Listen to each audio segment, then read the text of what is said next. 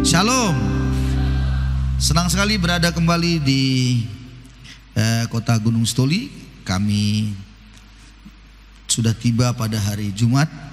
Kurang lebih hampir 2 minggu saya tidak ada di sini.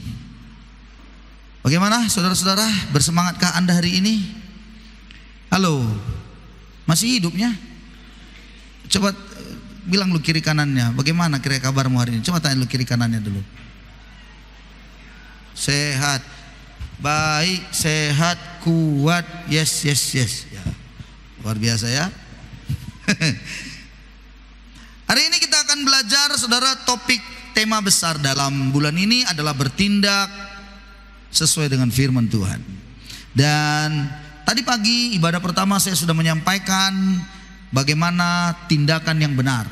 Tindakan yang benar menghasilkan sesuatu yang luar biasa yang diperoleh atau ditangkap atau dinikmati.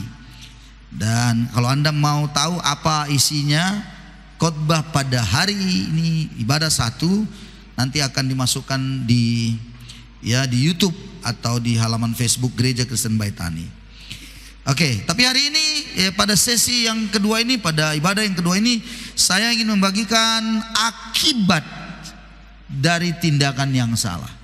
Kalau tadi pagi itu bicara bertindak dengan benar dan hasilnya sungguh luar biasa, saya sampaikan kepada umat Tuhan pagi tadi tentang tindakan yang benar. Dan kita akan melihat dulu tindakan-tindakan yang salah akibatnya. Bapak Ibu Saudara, di dalam perjalanan saya ke Jakarta, ke Palangkaraya, ke Medan, di Medan juga saya bertemu teman-teman dan melayani di gereja, salah satu gereja kita di sana. Saya menemukan saudara-saudara, banyak orang, ini fakta-faktanya ini, dengerin firman begitu luar biasa, sudah banyak tahu, tapi celakanya saudara-saudaraku, yang kami dan saya lihat firman itu hanya sebatas informasi. Sebatas apa saudaraku? Informasi. Firman Tuhan dijadikannya sebatas informasi ataupun pengetahuan saja. Bayangkan sekarang dengan begitu banyaknya para pengkhotbah atau penceramah melalui YouTube, dan Anda bisa mengaksesnya, begitu banyak informasi pengetahuan yang Anda bisa dapatkan. Celaka 12-nya, informasi yang salah ataupun jadi pengetahuan yang menyesatkan pun akhirnya Anda tangkap. Dan banyak umat Tuhan sekarang sudah mulai kebingungan. Ada banyak hamba-hamba Tuhan yang katanya sudah terkenal, lalu melakukan pelayanannya, menyatakan sesuatu yang ternyata itu tidaklah kebenaran. Itu hasil dari sebuah tafsirnya yang melenceng, sehingga bisa dikatakan menjadi sebuah bidat atau penyesatan. Dari dulu sampai seterusnya sampai hari ini, konsep tentang kristologi atau siapakah Kristus, siapakah Yesus itu sebenarnya di dalam konsep yang dimiliki atau tafsiran yang banyak orang miliki, itu bisa menyesatkan. Jadi itu sebabnya saudara-saudara, terus menerus itu diserang memang. Dari dulu, dari sejak abad pertama sampai pada abad yang ketiga itu juga itu luar biasa itu penyesatan bidat-bidatnya. Nah saudara-saudara, itu sebabnya kebanyakan orang pada akhirnya menjadikan firman sebatas informasi. Nah saya berharap kita di gereja ini jangan jadikan firman Tuhan sebatas informasi saja atau pengetahuan. Enggak akan mengubahkan Anda itu. Enggak akan mengubahkan. Tidak akan membuat Anda semakin bertumbuh. Tidak akan. Karena ketika Anda dengerin khotbah, Anda cuma akan bilang, sudah tahu aku. Lalu Anda sampaikan kepada orang apa yang Anda tahu itu. Hanya sebatas itu. Coba Anda lihat di dalam iklan-iklan rokok. Pemerintah sudah melarang. Bukan melarang, sudah memberitahukan di dalam rokok itu, ngerti ya, bungkusnya atau iklan-iklan rokok selalu dibilang apa? Merokok dapat menyebabkan apa? Kanker impotensi, betul ya, gangguan jantung, ginjal, kan dibilang begitu kan.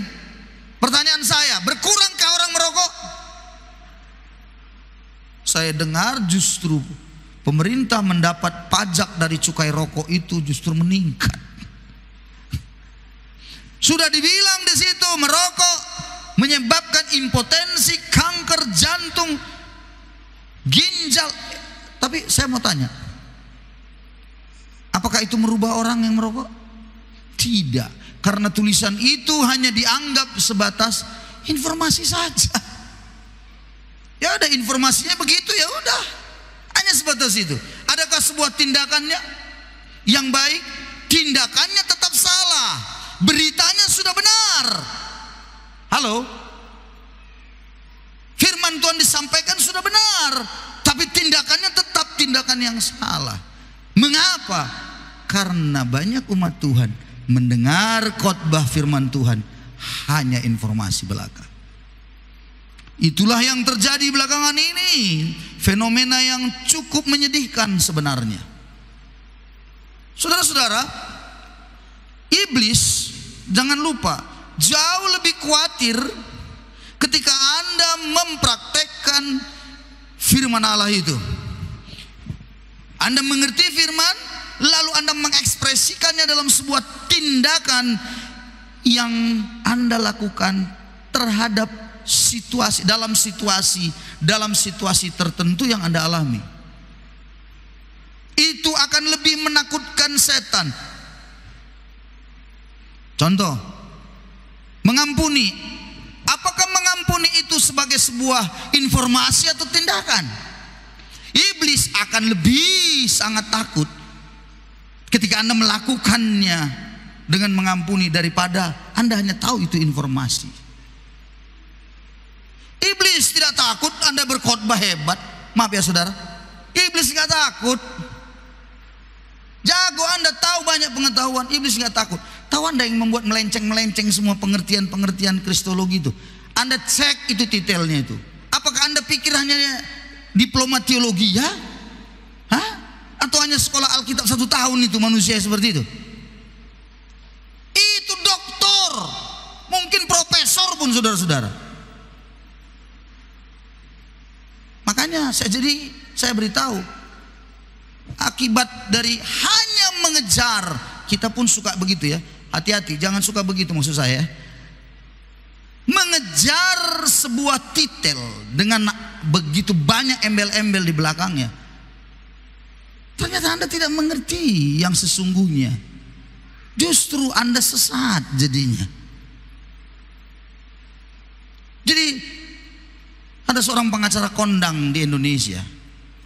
Dalam sebuah wawancara saya mendengar, dia bilang begini, Anda menjadi seorang pengacara yang hebat tidak ditentukan dengan berapa banyak gelar Anda, tapi berapa banyak jam terbang Anda mengenangi kasus-kasus yang ada. Dia adalah seorang pengacara dari khusus kevalitan yang memang sangat diakui. Untuk Asia Tenggara saya pikir namanya cukup luar biasa. Itu yang suka begini-begini itu, tahu kan?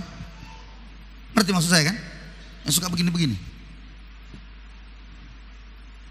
Tapi dia mengatakan bahwa ternyata pengacara yang hebat, yang kondang sekalipun, yang katanya detailnya hebat begitu banyak, nggak mampu berbicara tentang menghadapi kasus-kasus, memenangkan kasus-kasus yang kepailitan begitu ya. Itu bukan karena detailnya yang banyak, tapi karena jam terbangnya yang tinggi. Dia menangani kasus-kasus itu. Itu artinya tindakan yang dia lakukan, gagal dia atau salah dia, belajar dari kegagalan itu, belajar dari kekalahan-kekalahan yang mungkin saja bisa terjadi sebagai seorang pengacara. Saudara-saudaraku, iblis akan semakin hari semakin menaburkan kepada Anda banyak saja hal-hal yang salah, yang jelek.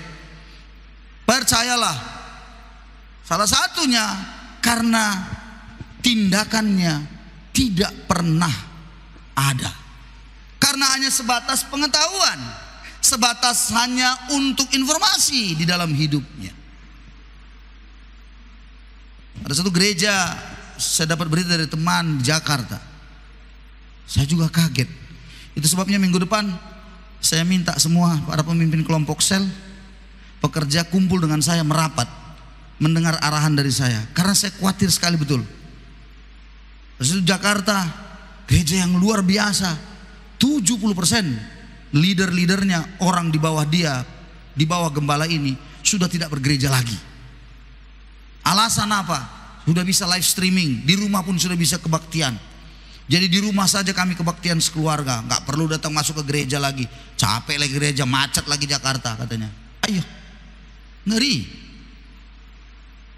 Karena saya agak khawatir juga kalau di antara saudara ada yang mengatakan, kenapa nggak gereja? Di rumah pun bisa ya kebaktian katanya lagi. Wah celaka, 12 lah itu. Pokoknya ya bisanya online. Nanti tiba-tiba begitu mau menikah bagaimana? Online. Yang perempuan di Bekasi, yang laki-laki di Surabaya online. Dari sini diberkati. Bisa begitu? Mana bisa begitu?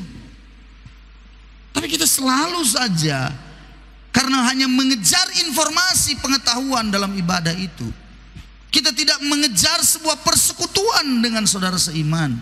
Kita tidak mengejar ada sebuah hubungan satu dengan yang lain. Akibatnya kita pun melangkah atau tindakannya pun salah.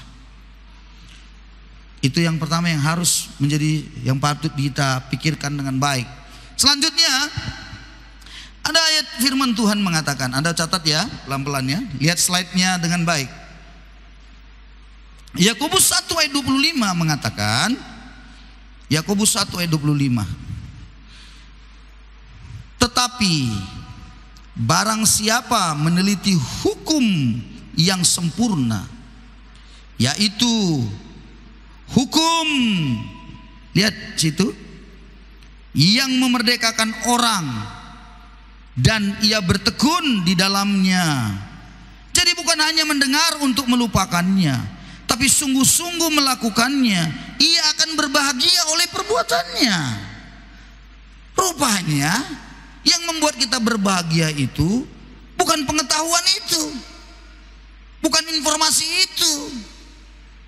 Yang membuat kita berbahagia itu adalah tindakan kita itu yang membuat kita berbahagia. Nggak ada duduk-duduk saja terus kita bisa berbahagia, nggak ada sebenarnya. Ketika kita melakukan sebuah tindakan yang sesuai dengan kebenaran, kita berbahagia. Ibadah satu tadi saya sudah jelaskan, dan saya merasa saya sendiri diberkati, karena ibadah satu tadi itu sebenarnya ibadah firman Tuhan itu saya diingatkan pada saat itu. Bukan, tidak ada satu persiapan yang spesial yang khusus. Saya tahu itu pasti hikmat Tuhan untuk jemaat Tuhan.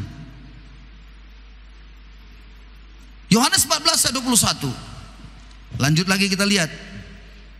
Barang siapa memegang perintahku dan melakukannya, dialah yang mengasihi aku. Siapa yang mengasihi Tuhan? Yang memegang perintah dan melakukannya. Dan barang siapa mengasihi aku, ia akan dikasihi oleh Bapakku, dan aku pun akan mengasihi dia dan akan menyatakan diriku kepadanya. Garis merah atau tinta merah, warna merah dari huruf-huruf yang ditampilkan, saya mohon Anda perhatikan dengan baik. Jadi mengasihi Tuhan itu ketika kita memegang perintah, melakukannya. Dan waktu kita melakukan itu, Alkitab bilang ia akan menyatakan dirinya kepada kita. Halo saudara-saudara, menyatakan diri, Tuhan menyatakan dirinya.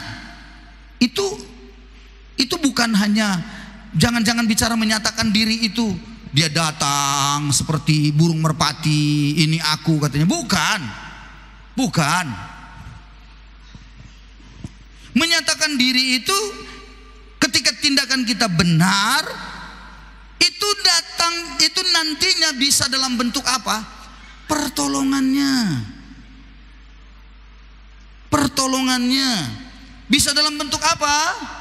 Penjagaannya. Saya dengan istri nggak habis-habisnya di tengah jalan. Dari sini sampai kemudian di Tarutung. Bermalam satu malam di Tarutung. Lalu ajak anak-anak mandi soda. Lalu ada anak-anak mandi belerang. Makanannya luar biasa, arsiknya. Karena bermalam di tempat pelayanan gereja kita yang ada di Tarutung. Mandi, besoknya pulang dengan senang, menikmatin. Saya bilang sama istri, luar biasa Tuhan menjagai kita. Iya, dari Tarutung kemudian masuk di Siantar, bingung mau makan apa. Tuhan tolong bagaimana ini, salah pula saya jalan. Saya jalannya itu sudah keraya, salah saya ngambil jalan potongnya. Balik, memang Tuhan izinkan, memang saya salah. Lalu masuk ke jalan yang benar. Ketika di situ ada rumah makan, makanlah dulu kita. Udah jam berapa? Jam 12 lewat. Di situ ketemu teman lama. Bayangkan juga dia dengan istri anak-anaknya makan di situ. Dulu yang pertama-tama ikut merintis pelayanan ini dulu. Tapi dia sudah kepala dinas pertanian sempat di Pak Dairi. Dan kemudian kami pun bilang, Tuhan tuh luar biasa. Menolong kita mempertemukan lagi, bernostalgia masa lalu. Setelah itu sampailah di jalan tol tebing tinggi Medan. Kencangnya luar biasa. Istri saya sampai bilang, jangan sampai kencang kali. Tuhan menjaga. Yang ajaibnya 2 kilometer lagi mau sampai rumah saya, baru ada bunyi-bunyi. Bukankah itu penjagaan Tuhan? Bunyi-bunyi apa? Bunyi-bunyi di bawah, di kolong mobil saya itu. Rupanya ada yang sudah patah. Cobalah seandainya tadi di jalan tol itu terjadi, mau bagaimana lah? Satu, penjagaan Tuhan. Saudara-saudara, Tuhan menyatakan dirinya dalam bentuk apa? Jangan pikir selalu dalam bentuk yang namanya mukjizat secara fisik, yang buta melihat. Tidak. Itu ya, saya setuju itu ya. Tapi secara normal biasanya di dalam kehidupan ini kita bisa menyadari pemeliharaan Tuhan. Kita bisa menyadari penjagaan Tuhan. Kita bersyukur dengan semua apa yang Tuhan taruh dalam hidup ini. Itu yang disebut menyatakan dirinya kepada kita. Nah, orang kalau jalannya tidak benar, dia tidak melakukan yang benar, tindakannya salah, Anda akan lihat dia selalu berkata kurang tentang apapun dalam hidupnya. Anda lihat, selalu kurang. Dan dia tidak merasa bersyukur pemeliharaan Tuhan dari dulu sampai hari ini hidupnya. Dia tidak akan merasa bahwa itu penjagaan Tuhan dalam hidupnya. Aneh memang. Saya juga kadang-kadang bingung. Dulu misalnya, saya suka diingatkan dalam pikiran saya suka diingatkan oleh istri. Dulu waktu masih naik sepeda dengan bersusah payah, lalu kemudian sampailah hari ini. Dulu itu jungkir balik, tapi tidak ada khawatirnya. Tapi kenapa sekarang seperti apa yang ada sekarang? Tapi kenapa ada khawatirnya? Ada yang salah pada saya berarti, bukan pada Tuhan. Dulu makan tak makan tidak ada khawatirnya, tidak ada apa-apa, tidak ada takutnya menghadapi hidup. Bagaimana ke depan, tidak ada gentar. Melayani Tuhan sungguh senang-senangi. Tapi kenapa kemudian setelah sudah ada apa yang Tuhan beri, mulai bimbang dalam hidup ini? Hei, adakah orang yang seperti itu di sini? Adakah orang itu seperti saya? Siapakah itu? Marga apa dia? Adakah? Saudara-saudara, itu artinya ada beberapa hal yang harus kita segera koreksi hidup ini.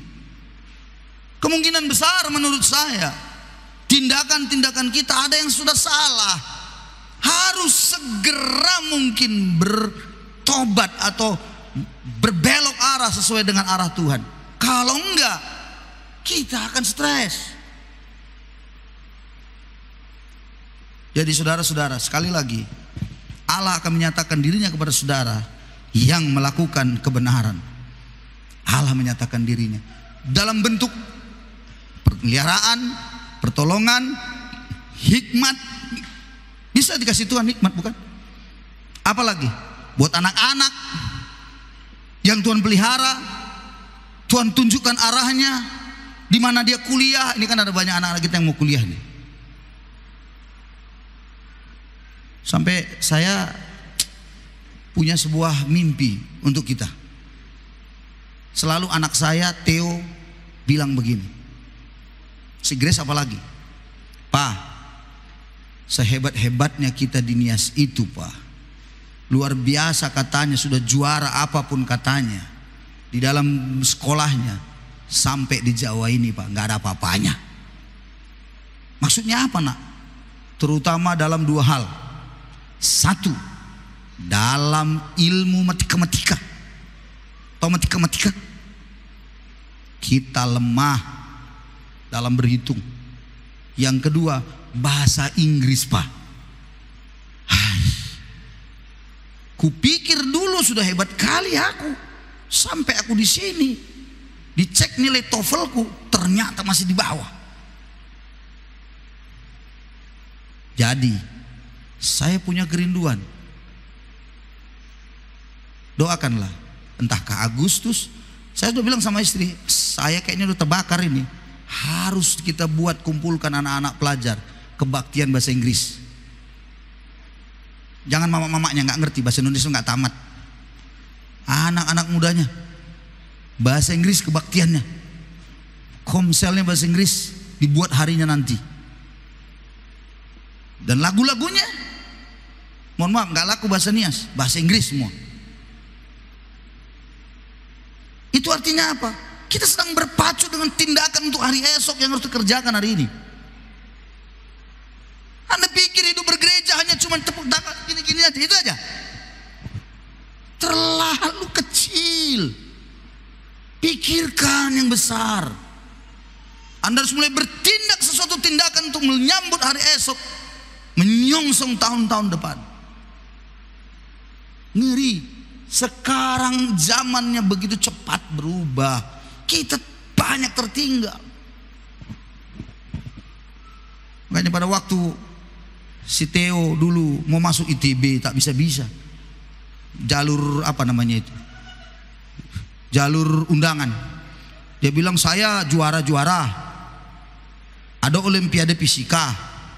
Tapi di sana begitu disebut SMA kita di sini nggak masuk hitungan.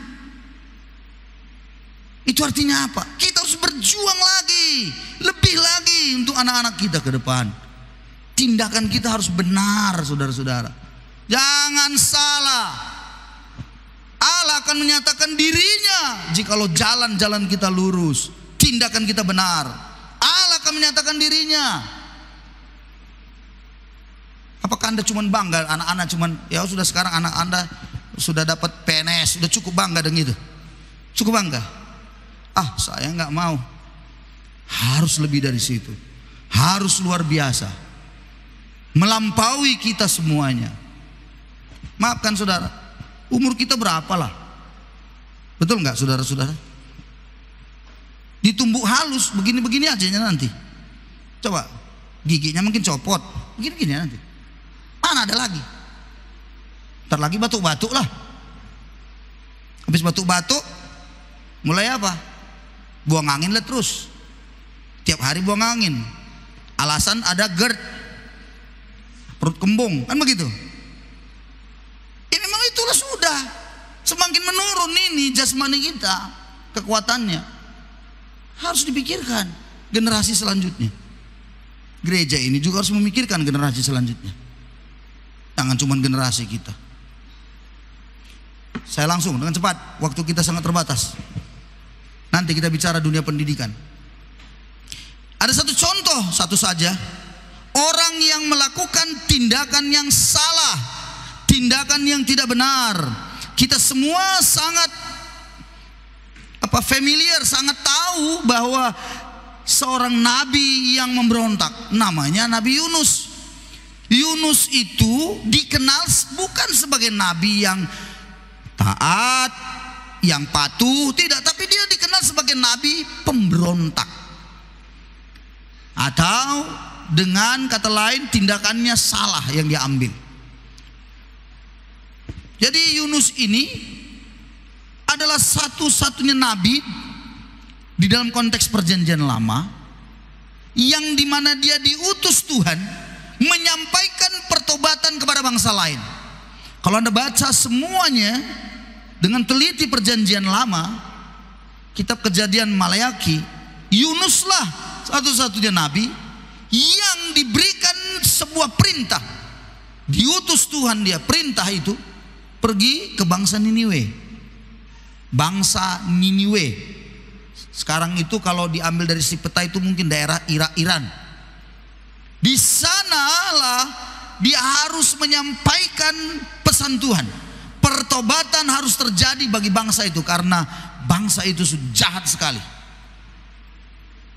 Apa yang dilakukan Yunus? Mari kita lihat Yunus pasal 1. Kita akan akhiri dengan cepat.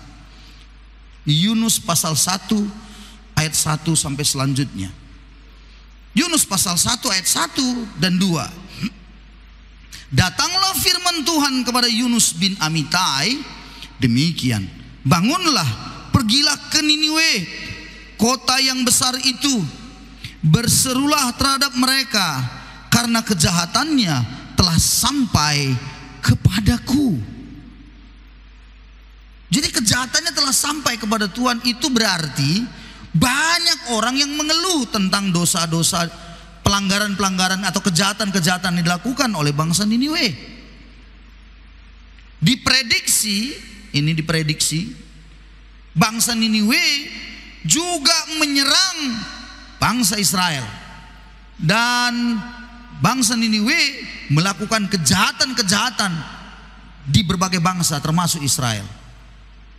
Itu sebabnya ada sebuah dugaan, ada sebuah komentari yang mengatakan, mengapa Yunus tidak mau berangkat ke Niniwe? Kemungkinan besarnya memang karena dia benci kepada Niniwe. Dia marah. Oleh karena apa? Oleh karena bangsa Niniwe, ya ini juga gitu ya, menyerang daerah atau kampungnya si Yunus itu. Mungkin saja hancur berantakan dibikin bangsa itu karena memang jahat kejamnya Niniwe. Sehingga waktu Tuhan suruh Yunus pergi ke sana, Yunus berpikir, jangan kau kasihani mereka Tuhan. Ibaratnya begitu. Ngapain pula ke sana? Biarkan aja mati, biar hancur dia, biar mampus dari situ Tuhan. Tak perlu itu disampaikan kasih-Mu. Dan dia sadar juga akan kasih Tuhan. Kalau seandainya Niniwe ini minta ampun, udah nggak jadilah itu, nggak jadilah dipukul Tuhan. Ini aneh. Nabi yang tidak suka orang bertobat, aneh nggak itu? Siapa di sini yang seperti itu?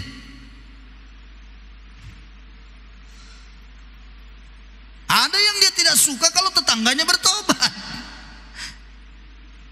Ada yang dia tidak suka kalau teman kerjanya itu bertobat.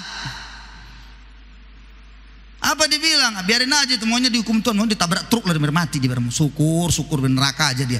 Ada yang kayak gitu.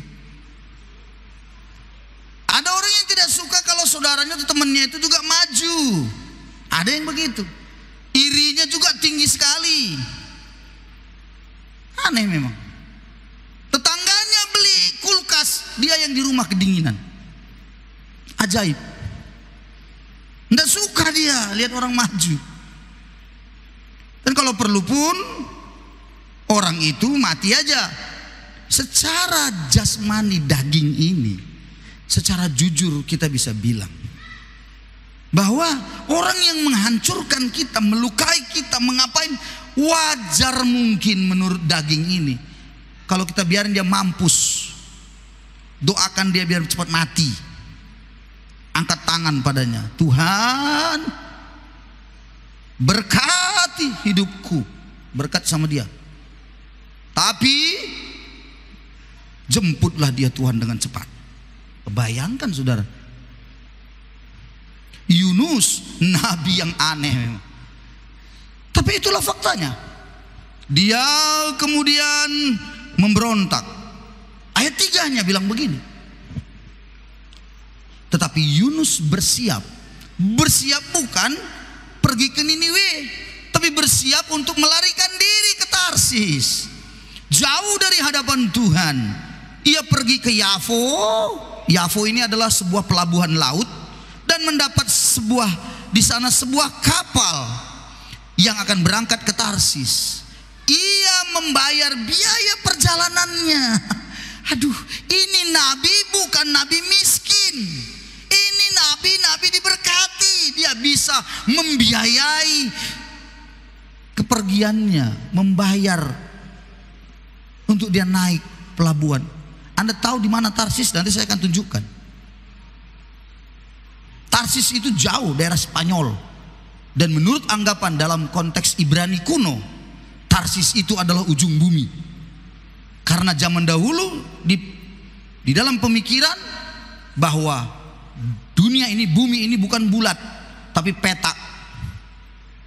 Jadi ujungnya itu adalah Spanyol. Itu Tarsis di situ. Bayangkan Anda bisa lihat fotonya atau petanya. Niniwe itu ke sana. Dia lari ke sana. Memang benar dia melarikan diri, dia nggak mau. Dari Yafo dia pergi, sebuah pelabuhan laut waktu itu yang sangat ramai. Dia pergi tinggalkan. Sebuah tindakan yang sangat salah. Tindakan yang luar biasa. Jaraknya dari Yafo itu menuju Tarsis kurang lebih 4.000 km. Dan dia naik kapal itu jauh menuju ke sana. Alkitab bilang di tengah jalan.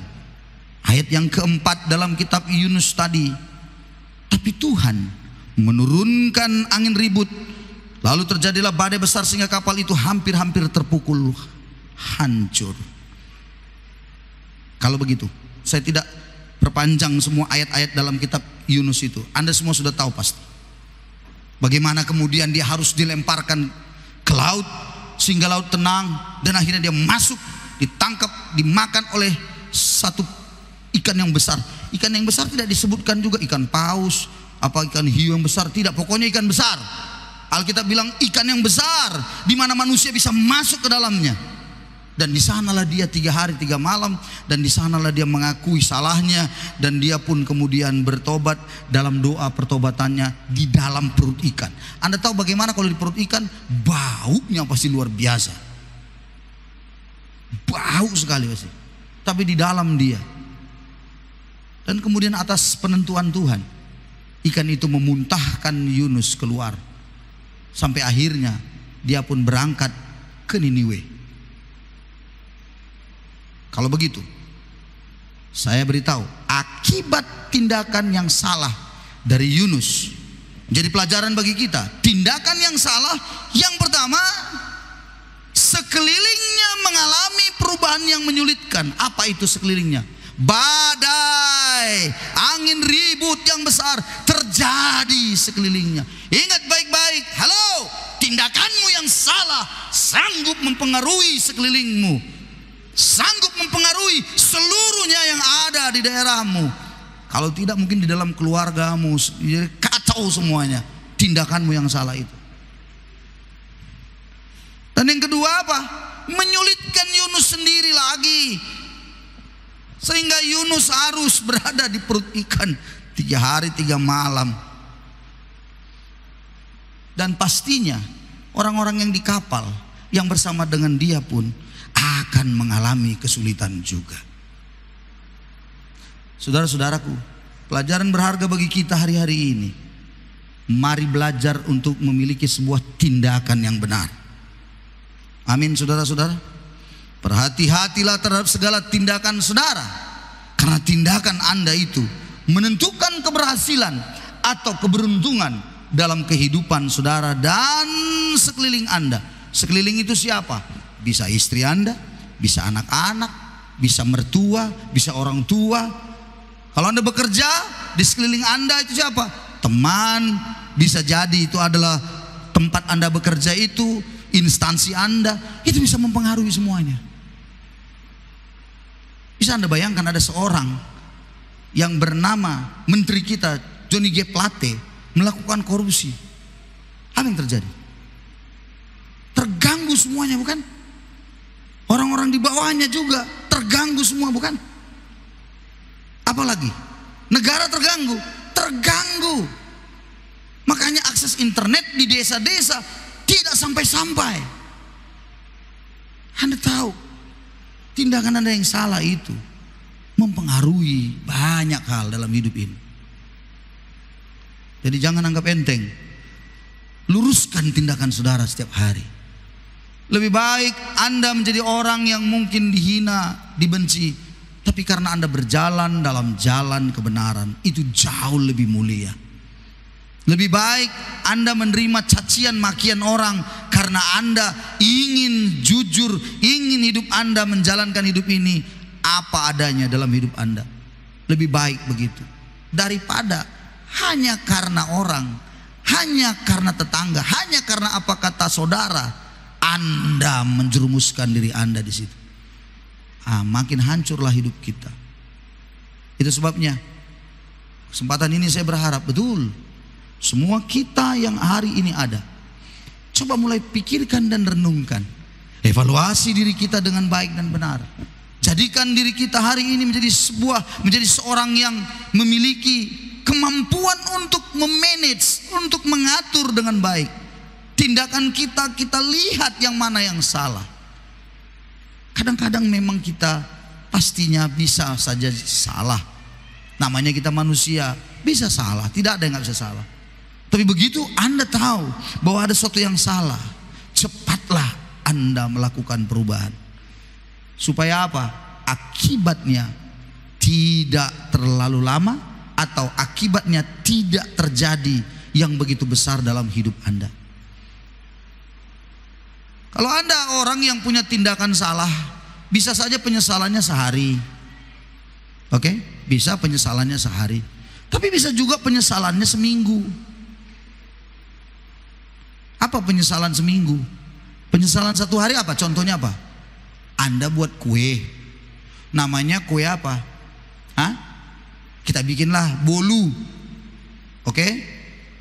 Ternyata salah. Waktu dimasak bantet. Waduh. Bingung, gak enak. Ada lagi yang lebih luar biasa. Terdiri, dia masak tapi 3 jenis masaknya. Sebelah bawah gosong, tengah mentah, atas masak. Macam mana makannya? Penyesalannya berapa lama? Sehari. Anda garuk-garuk kepala satu hari, besok bisa ulang lagi tapi lebih bagus. Betul nggak? Penyesalannya berapa hari? 1 hari. Itu gara-gara bikin bolu. Tapi bisa penyesalan seminggu. Bisa. Apa? Rugi. Berdagang salah ngasih. Harusnya untung. Harusnya Anda jual 5.500 supaya ada untung 500. Anda jual 4.500. Masya Allah. Jelaslah rugi. Menyesallah Anda berapa lama? 1 minggu saya percaya garuk-garuk. Aduh bodoh kali. Kenapa lo jual? Aduh bodoh kali. Kan begitu.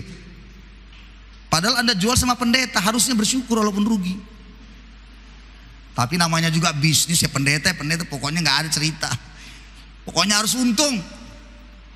Pasti ini nyesalnya seminggu, minggu depan datang barang lagi, kan begitu. Seminggu cuma nyesalnya. Tapi ada yang nyesal sebulan gara-gara tindakannya. Apa itu? Salah potong rambut.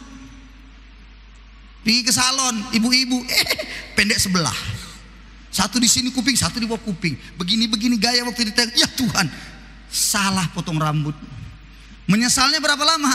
Sebulan, karena sebulan lagi pasti tumbuh lagi kan. Dan kemudian waktu sebulan lagi pasti tidak mau di salon yang satu itu. Salon danga-danga itu kita bilang, bodoh-bodoh tukang salonnya. Cari tukang salon yang lain. Menyesal cuman sebulan. Ada juga yang menyesal setahun. Apa itu? Malas. Disuruh belajar malas. Akhirnya tinggal kelas. Berapa lama? Setahun. Ngulanglah tahun depan. Ngulanglah, apa boleh buatlah. Ya harus tahankan. Mengapa? Karena tidak mau belajar. 1 tahun. Tapi ada juga menyesal seumur hidup. Apa itu? Salah pilih jodoh. Tuh. Dia sekarang mulai melihat pasangannya, Tuhan, kenapa jadi begini? Menyesal dia. Seandainya lah dulu pacarku yang SMA itu, Tuhan. Aduh. Hei Tuhan. Bisa? Diganti bisa? Bisa. Doakanlah dia supaya. Nah itu kan. Yang bilang kuat itu kayaknya mau digantinya itu. Dia mati, kenapa? 1 tahun seumur hidup. Tahankan. Ngencesnya, gayanya, tahankan. Bagaimana dia ngoroknya, tahankan. Satu kesalahan itu ya, tindakan, betul ya, yang salah. Tapi ada selama-lamanya. Nah saya berharap jangan ada seorang pun yang salah selama-lamanya. Apa salah selama-lamanya? Kalau engkau tidak mengikut Tuhan dengan sungguh, tidak mau berjalan dalam Tuhan, tidak mempercayai Yesus itu dalam hidupmu sebagai Tuhan Juru Selamatmu yang sungguh, penyesalanmu adalah selama-lamanya. Itu sebabnya hari ini saya berharap Anda renungkan dengan baik firman Tuhan ini. Taruh dalam hidup Anda. Jangan sebatas informasi. Amin saudara-saudara. Kalau Anda tahu salah, segera rubah. Jangan sampai tindakan Anda salah-salah terus. Oke lah, salah 1-2 kali, biasalah. Namanya juga masih anak-anak, kan begitu ya. Masih mau belajar berjalan, betul ya. Anak kalau mau belajar berjalan bagaimana? Sering jatuh? Sering jatuh. Apakah kita hina-hina? Enggak. Justru kita bilang, sudah pandai anak papa. Balik, berdiri, berdiri, berdiri. Berdiri, jangan nangis, berdiri. Wih, tanda-tanda mau besar. Jalan lagi, jatuh lagi, jalan lagi. Apa boleh buat? Tapi saatnya akan tiba. Dia menjadi kuat. Dia berjalan dengan kakinya. Dan itu adalah kita. Saatnya tiba untuk kita. Menurut saya sudah terlalu banyak salah-salah kita, betul ya? Saatnya lah sekarang kita berjalan dengan sungguh di dalam Tuhan. Tuhan akan memelihara saudara, akan menyertai saudara. Bahasanya bilang akan menyatakan dirinya dalam hidup saudara. Kita beri tepuk tangan pada Yesus kita. Haleluya. Mari semua pemain musik muji, kita nyanyi bersama-sama.